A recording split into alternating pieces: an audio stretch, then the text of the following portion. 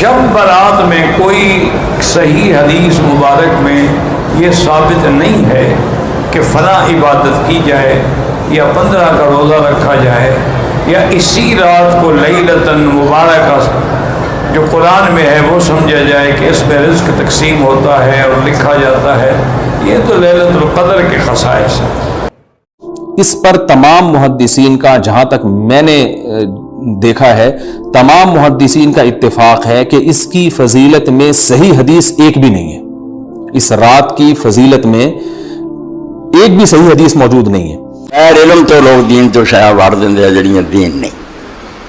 تو اج بھی تھوڑے سامنے وہ ایک نمونہ ہونا، کیونکہ اج دے اخبار تھی پڑھ رہا شعبان المعظم بڑا برکت والا مہینہ، یہ 15ویں رات جڑی نا سب کچھ ہے جی.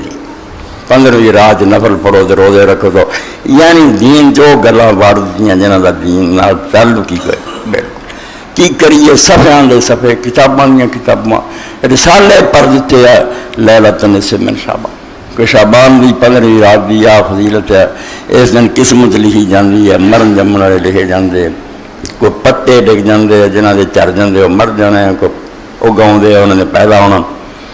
یعنی یہ رات اتنی مشہور ہے. اج تے ابتدائی گاہ تو تھی ویکھنا اخبار پڑھے جانے، اور شاید ہی کوئی مسجد ہوئے جتھے بیان نہیں ہونا بھی شب برات آت شب برات. حالانکہ رب گواہ وان تقول اللہ ما لا تعلمون، بغیر علم تو گل کہیں دے نہ قرآن نے دا ذکر کیا ہے 30 پارے بالکل. لیلۃ النصف من شعبان شب برات نا دی کسے رات دا ذکر نہیں. لوگوں نے کھینچا تانی کر کے نا تو کسیٹ کیا نہیں لیلۃ مبارکہ نو کھچ لیاندہ سورہ دخان دی نو کہ وہ برکتڑی رات. حالانکہ ساری دنیا دے مسلمان علماء جاندے بھی وہ رات جدے قرآن اتریا اور رمضان دی ایک رات ہے، شہر رمضان اللہ انزل فیہ القرآن، اور وہ رات وہی ہے جنہوں اللہ نے انا انزلناہ فی لیلۃ القدر آج قدر دی رات. اس قدر دی رات قرآن اتریا ہے. لیلۃ مبارکہ بالکل شعبان دی رات کوئی شاید، مگر یہ بارے روایت ہیں مشہور ہے. تسی آلے لو متناہی ہے اگر ابن جوزی رحمۃ اللہ علیہ دوسری جگہ اٹھا لو 14-15 تو اتھے ہی آئی کہ فلاں صحابی آ سنا حضور کر رہا سی، آ کر رہا سی، سجدے پیر دعا کر دی. مگر شکر ہے انہوں نے کلی دا پوسٹ مارٹم دی. یہاں تو کوئی صحیح نہیں، نہ کسی دا راوی درست ہے، جعلی. تو مسلمان جدوں یہ زوال دا شکار ہو گئے بالکل چھٹ بیٹھے، نہ کوئی جہاد، نہ اسلامی حکومت، نہ کرن دا کوئی کام. ویلے آئے اسی دن مناؤ، کوئی نہ کوئی دن لبنا چاہیے جدن حلوے پکڑ، پوڑیاں پکڑ، ناچ گانے اور اپنا نچن ٹپن کھان پین، یہ تنظا انہوں رہ گئے. اس پاروں اس جاہلیت دے دور سمجھو اس زوال دے زمانے بڑی بیٹاں ایجاد ہوئی ہیں. لوگ حیران ہو جاتے یار مولوی سوئے میں اتنا بولڈوزر ہی پھیر دینا بھی گل کر کوئی ہوئے تو پھر گل کری. ہاں بالکل تبلیغی جماعت دے مولوی لگے ہونے، دیوبندی لگے ہونے، شب برات جاگو فلانا. او خدا دے بندے ہو، اللہ دا دین آندا جس زیادہ طور کو ثبوت کوئی نہیں ہو دین سے داخل نہ کرو. بالکل کوئی دا ذکر نہ کرو، نہ قرآن اس رات دا بیان کردا، نہ اللہ دے رسول تو ایڈیاں مستند ہوندیاں تے جڑے اہل سنت دیاں وڈیاں کتاباں ہیں، بخاری ہے، مسلم ہے، موطا، کوئی ذکر کرنا نہ نہیں لیا، بالکل ذکر تک نہیں کیتا. 15 شعبان کی رات جسے عرف عام میں شب برات کہا جاتا ہے، چھٹکارے کی رات. حالانکہ یہ چھٹکارے کی رات دراصل حقیقت میں جو قرآن کی روح سے چھٹکارے کی رات ہے اور تقدیر کے فیصلوں کی رات ہے، وہ رمضان کے آخری عشرے کی تاک راتوں میں سے ایک رات ہے. میں انشاءاللہ اس پہ احادیث بھی بیان کر دوں گا. بہرحال یہ 5 احادیث پبلک میں مشہور ہیں، 5 کی 5 ضعیف ہیں. سن لیجئے. پہلی حدیث جامعہ ترمذی اور سنن ابن ماجہ سے ہے، مشکات میں ہے 1299، بڑی مشہور حدیث ہے. اما عائشہ رضی اللہ تعالیٰ عنہ کہتی ہیں آپ صلی اللہ علیہ وآلہ وسلم کو میں نے ایک رات بستر پہ نہیں پایا تو میں آپ کو ڈھونڈتے ہوئے نکلی تو آپ صلی اللہ علیہ وآلہ وسلم بقیع غرقد تشریف لے گئے تھے، بقیع قبرستان میں، اور آپ صلی اللہ علیہ وآلہ وسلم نے وہاں پر یعنی دعا فرمائی. اور اما عائشہ کہتی ہیں کہ میں آپ صلی اللہ علیہ وآلہ وسلم سے پہلے ہی واپس آ گئی تو آپ صلی اللہ علیہ وسلم نے مجھ سے مخاطب ہو کر فرمایا کہ کیا تم نے یہ گمان کیا تھا کہ اللہ اور اس کا رسول تم سے خیانت کریں گے؟ یعنی سانس پھولا ہوا تھا تو آپ کو پتہ چل گیا کہ یہ میرے پیچھے آئی تھی. یعنی مراد یہ کہ تم یہ سمجھی کہ میں کسی اور زوجہ کے پاس چلی گئی، اور وہی اما عائشہ نے کہا کہ ہاں میں یہی سمجھی تھی. تو آپ نے فرمایا یہ بے شک نصف شعبان کی رات ہے، یعنی 15ویں رات ہے شعبان کی، 14 اور 15 کی درمیانی رات. اس رات اللہ تعالیٰ آسمان دنیا پر نزول فرماتا ہے جیسا کہ اس کی شان کے لائق ہے، اور بنی کلب کی بکریوں کے بالوں سے بھی زیادہ لوگوں کی مغفرت کر دیتا ہے. لیکن یہ روایت ہے ضعیف. ڈاکٹر طاہر القادری صاحب یہ روایت پڑھتے پڑھتے ٹھٹک گئے، کیونکہ اس کے آگے لکھا تھا امام ترمذی نے کہ روایتی جعلی ہے. لیکن یہ علماء اتنے بے شرم ہیں اور بالکل خیال نہیں کرتے ہیں کہ آدھی حدیثیں پڑھتے ہیں، اور چلے کوئی جاہل ہو تو ہم اس کو بینیفٹ آف ڈاؤٹ دے سکتے ہیں، لیکن اگر کوئی عالم اس طرح کی کام کرے گا تو اس کو تو پھر ہم نہیں چھوڑیں گے. یہ بے شرمی کی انتہا ہے اور علمی خیانت کی انتہا ہے. ٹھٹک گئے. آگے کے الفاظ ہیں، امام ترمذی کہتے ہیں کہ یہ روایت منقطع ہے، سب سے شدید جرح ہے کہ راویوں کی ملاقات ہی نہیں ہے آپس میں. اور وہ کہتے ہیں اس میں جو تبع تابعی ہے یحییٰ بن کثیر، اس کی ملاقات تابعی عروہ سے ثابت نہیں جو سیدہ عائشہ کے بھانجے تھے، اور جو تبع تابعی ہے حجاج، اس کی ملاقات یحییٰ بن کثیر سے سما ثابت نہیں ہے. اور پھر ساتھ امام ترمذی نے لکھا کہ میں نے اپنے استاد امام بخاری رحمہ اللہ تعالی، جنہوں نے صحیح بخاری لکھی ہے، ان سے جب اس حدیث کے بارے میں پوچھا تو انہوں نے بھی کہا یہ حدیث صحیح نہیں ہے، یہ حدیث ضعیف ہے، اور یہ سارے حکم انہوں نے بتائے. البتہ ایک حدیث ہے صحیح مسلم میں 2256 جس میں رات کا تو ذکر نہیں کہ یہ کون سی تھی، بہرحال یہ الفاظ موجود ہیں صحیح مسلم 2256 کہ آپ صلی اللہ علیہ وسلم ایک دفعہ رات کو اٹھ کے قبرستان بقیع غرقد چلے گئے. 3 دفعہ یوں ہاتھ اٹھا کر آپ نے دعا کی، بڑی لمبی دعا کی. اما عائشہ بھی پیچھے پہنچی، اور پھر بعد میں پہلے ہی وہ آگے اپنے بسترے پہ سانس پھولا ہوا تھا. آپ نے فرمایا کہ تو میرے پیچھے آئی تھی، تو نے کیا سمجھا اللہ اور اس کا رسول خیانت کریں گے. سیم وہی الفاظ ہیں. پھر آپ نے فرمایا کہ جب تم سوئی ہوئی تھی، لیٹی ہوئی تھی، میں نے گمان کیا کہ تم سو گئی ہو. میرے پاس جبرائیل آئے تھے، انہوں نے مجھے اللہ کا پیغام دیا کہ جا کر بقیع غرقد میں جو دفن ہیں مسلمان ان کے لیے دعائے مغفرت کریں. تو میں ان کی دعائے مغفرت کے لیے بقیع غرقد قبرستان میں آیا اور 3 دفعہ ہاتھ اٹھا کے دعا کی. اس سے یہ بھی بات پتہ چلی کہ بعض جو سلفی علماء کا یہ موقف ہے کہ قبر کے سامنے ہاتھ اٹھا کے دعا نہیں کر سکتے، وہ بالکل باطل ہے. قبر کے سامنے ہاتھ اٹھا کے دعا کر سکتے ہیں، اور اس میں یہ نہیں ہے کہ وہ قبر والے سے مانگ رہے ہیں، وہ آپ اللہ ہی سے مانگ رہے ہیں. نبی صلی اللہ علیہ وسلم نے بقیع غرقد قبرستان میں 3 دفعہ ہاتھ اٹھا کے دعا کی. صحیح مسلم 2256. بلکہ المستدرک للحاکم میں موجود ہے کہ تمہارا رب حیا فرماتا ہے اس شخص سے جو ہاتھ اٹھا کے دعا کرے کہ اسے محروم لوٹائے. ہاتھ اٹھا کے دعا کرنا یہ افضل عمل ہے، اور آپ ہر دعا کے لیے، ایون نماز کے بعد بھی آپ اجتماعی دعا کی بات نہیں کر رہا، الگ سے جو آپ دعا ہاتھ اٹھا کے کریں تو زیادہ بہتر ہے. نہ بھی اٹھائیں تب بھی ٹھیک ہے. ہم ٹائلٹ میں جاتے وقت ہاتھ اٹھا کے دعا کرنے تو نہیں جاتے، کر کے جاتے. یا بسم اللہ جو ہم پڑھتے ہیں کھانے سے پہلے ہاتھ اٹھا کے تو نہیں. دونوں طریقے سے بہتر ہے کہ آپ ہاتھ اٹھا کے کریں، اس سے بغیر بھی بالکل ثابت ہے. دیکھ لیں میں ساتھ کتنے چھوٹے چھوٹے مسائل بتا دیتا ہوں. اور یہی جو مسلم کی حدیث ہے 2256، اسی میں وہ دعا ہے، السلام علیکم اہل الدیار من المؤمنین والمسلمین وإنا ان شاء اللہ بکم للاحقون نسأل اللہ لنا ولکم العافیہ.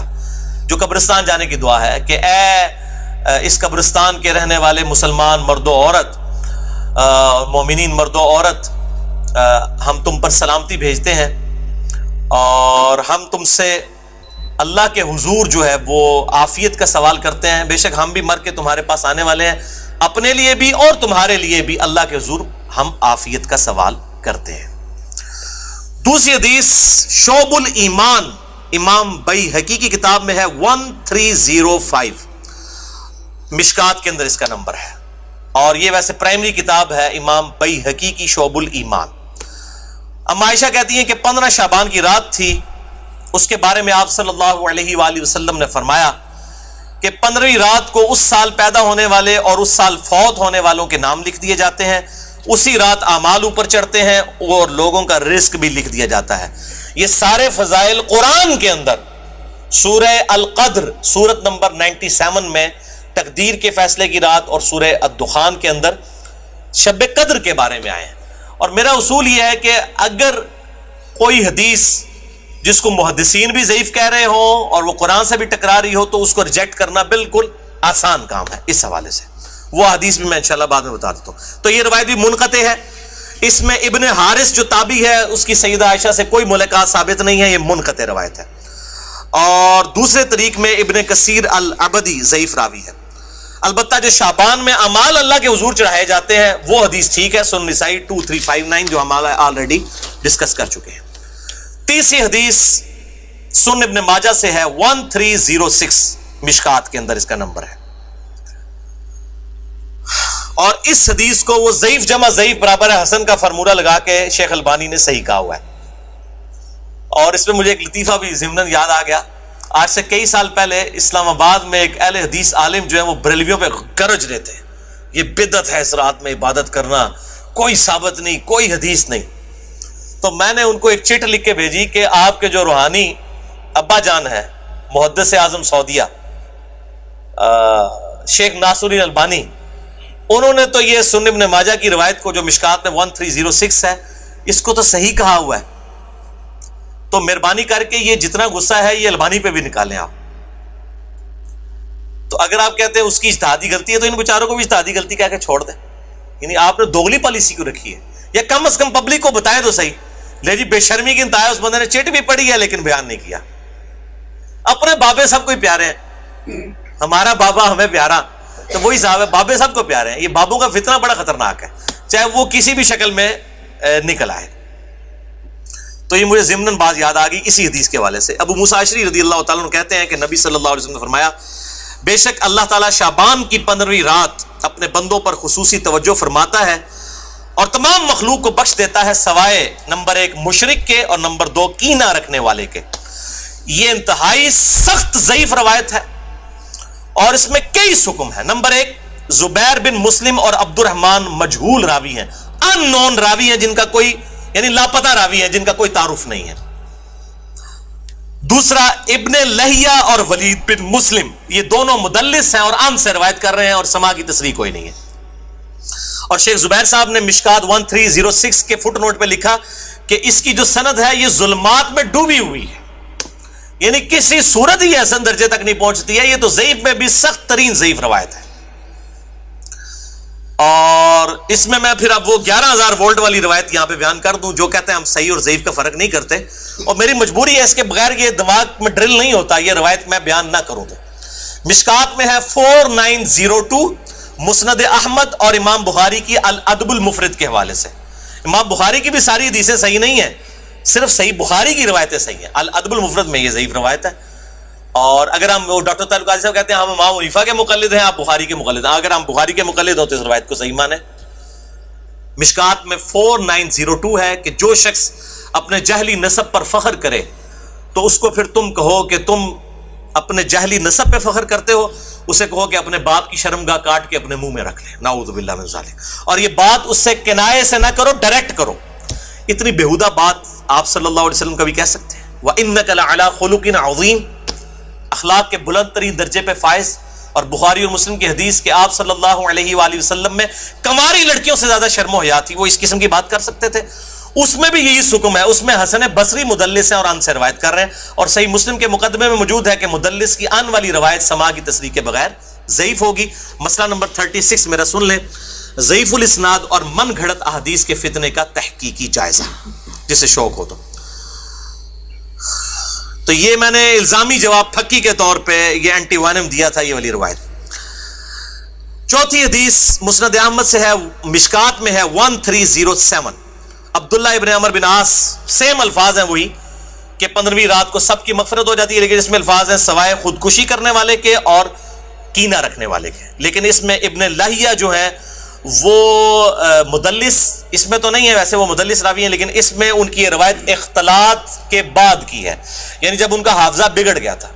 یہ امام حاکم نے المستدرک الحاکم میں کئی روایتوں کو بخاری مسلم کی شرط پہ صحیح کہا ہے, اور بات بھی صحیح ہے کہ بخاری اور مسلم کے راویوں سے وہ حدیثیں ہیں, لیکن ان میں کئی راوی ایسے ہیں, کئی صحابہ بھی ایسے ہیں کہ وفات سے پہلے وہ اپنی حدیثوں کو مکس کر جاتے تھے, حافظہ کمزور پڑ گیا. تو اگر راوی ثقہ ہو بعد میں اس کا حافظہ بگڑ جائے تو اس کے حافظہ بگڑنے سے پہلی والی روایتیں جو ہوں گی وہ صحیح ہوں گی, بعد والی ضعیف ہوں گی. یہ بعد والی ہے کیوں؟ جو راوی ان سے یہ روایت بیان کر رہا ہے اس کی ملاقات ان کا حافظہ بگڑنے کے بعد ہوئی ہے, وہ پہلے کا راوی نہیں ہے. اسی وجہ سے امام حاکم کی کئی روایتیں جن کو وہ بخاری اور مسلم کی شرط پہ صحیح کہتے ہیں وہ ضعیف ہو جاتی ہیں. یہ میں آپ کو ٹیکنیکل پوائنٹ بتا رہا ہوں. وہ حضرت آدم کی توبہ قبول ہونے والا جو واقعہ ہے نبی صلی اللہ علیہ وآلہ وسلم کے وسیلے سے, مسئلہ نمبر 43 میں بھی میں نے بتایا, وہ روایت جو ہے وہ امام حاکم نے تو بخاری مسلم کی شرط پہ صحیح کہا ہے, لیکن وہ روایت تو ضعیف ہے. اور سخت ضعیف روایت ہے. تو یہ چیزیں خیال رکھی جائیں.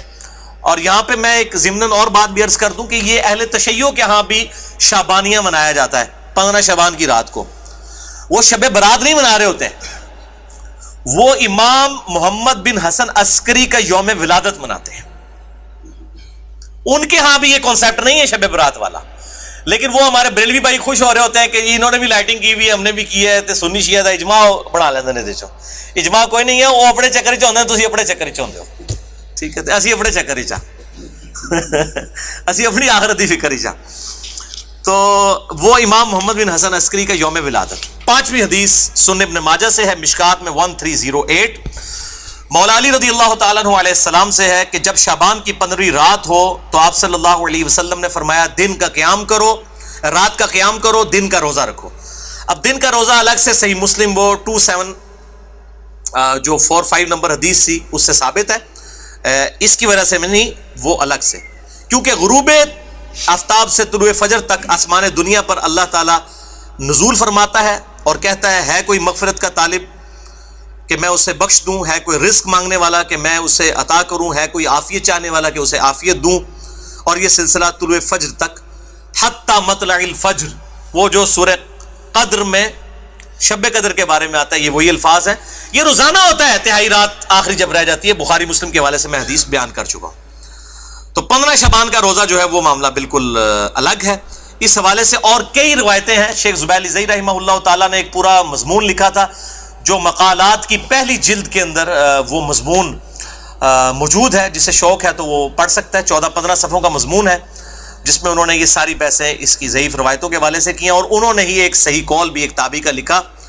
لیکن چونکہ تابعی کا قول مقطوع ہوتا ہے اور تابعی اگر کوئی غیب کی بات کرے گا تو وہ ضروری نہیں کسی صحابی سے سنی ہو, وہ کسی دوسرے تابعی سے بھی سن سکتا ہے. صحابی کی غیبی خبر جو ہے نا بیان کی ہوئی وہ امپلائڈ ہے کہ نبی صلی اللہ علیہ وآلہ وسلم سے سنی ہے. صحابی کی جو مرسل ہے وہ ایکسیپٹیبل ہے, اسے ہم موقوف روایت کہتے ہیں. تابعی کی مرسل ایکسیپٹیبل نہیں, اس کو ہم مقطوع کہتے ہیں. یہ غیبی خبر سے متعلق ہے, لیکن یہ تابعی تک قول ثابت ہے. اس کا مطلب یہ ہوا کہ اس زمانے میں بھی یہ مسئلہ موجود تھا. مکحول تابعی ہیں شام کے, یہ مشہور تابعی ہیں, اور ان کے بارے میں مشہور ہے کہ اکثر مرسل روایتیں چھوٹے ہوئے واسطوں والی بیان کرتے تھے. شعب الایمان امام بیہقی کی کتاب میں انٹرنیشنل نمبر کے مطابق 3671 نمبر یہ روایت ہے. وہ کہتے ہیں کہ 15ویں شعبان کو اللہ تعالیٰ زمین والوں کی طرف متوجہ ہوتا ہے 15ویں شعبان کی رات کو, اور کافر اور کینہ رکھنے والے کے سوا سب کو بخش دیتا ہے. اب یہ روایتیں اتنی زیادہ ہیں کہ اس کی وجہ سے بعض اہل حدیث علماء کا بھی یہ موقف ہے کہ کچھ نہ کچھ اس کی اصل موجود ہے. اکثر تو نہیں مانتے لیکن کچھ اہل حدیث علماء بھی مانتے ہیں, اور دیوبند بریلوی تو ویسے ہی مانتے ہیں.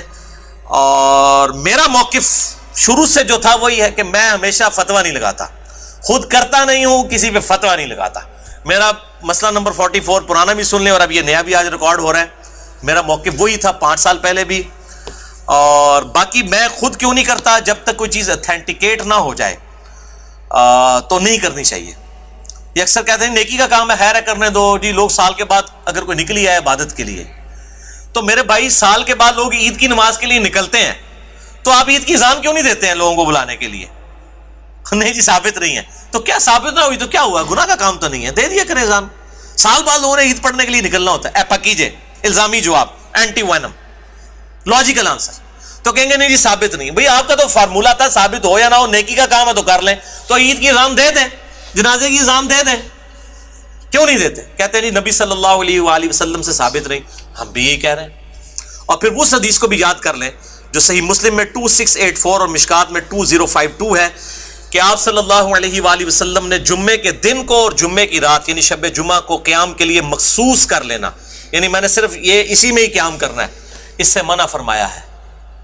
اور الا یہ کہ کسی کے روزے پہلے سے چلتے آ رہے ہوں یا کوئی پرٹیکولر روزہ آ جائے, جس طرح 10 محرم کا روزہ آ گیا یا یوم عرفہ کا, وہ رکھ سکتا ہے, اس کے علاوہ نہیں. اور بیسیکلی مقصد تھا مخالفت یہود و نصارہ کی. یہودیوں نے ہفتے کے دن کو مخصوص کیا اور عیسائیوں نے اتوار کو, تو کہیں مسلمان جمعہ ہی نہ پھاڑ لین خالی, اور پھر بھی مسلمان بعض نہیں ہے انہوں نے جمعہ پھاڑ لیا ہے, خیال ہونا پھر بھی کوئی نہیں کیا. وَلِعَوْذُ بِاللَّهِ تَعَالَى.